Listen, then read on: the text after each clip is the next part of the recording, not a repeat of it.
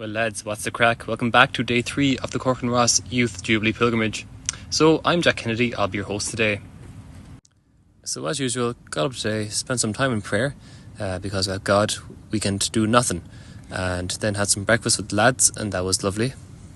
The heat in Rome was rather incredible, so I had to fill up my water bottle rather early in the morning time, and shout out to Una who was there with me at the time. We were then ready to go to the church to pray morning prayer with many other Irish pilgrims, listen to an absolutely incredible talk by Bishop Robert Barron on hope, and then celebrate the Holy Mass, which was just so good. Now things got interesting on the way back to the Irish College. As I was going to my room, Jenny told me that there was turtles in the fountain in front of the college. To my amazement, there actually was. The next thing you know, you now have a crowd going over to the fountain to look at the turtles. Anyway, then we had lunch and that was grand. We were then fueled up and ready to walk over to St. Mary Major's Basilica. Now the queue was actually a bit long before we get inside the Basilica.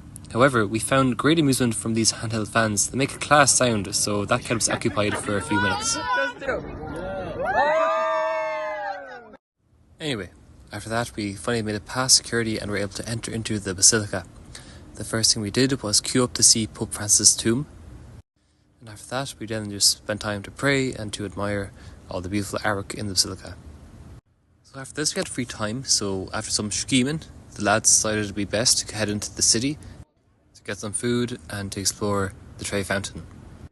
We stopped outside the Greg University to get some water, and to our amazement there was a Catholic catwalk going on outside it. Then just down the road from that we found a church with adoration, and that was lovely. Finally, after some nice food to eat in an Italian, we made it to the Trevi Fountain. And that was essentially it for our third day in Rome. Anyway, that's all from me. Good luck.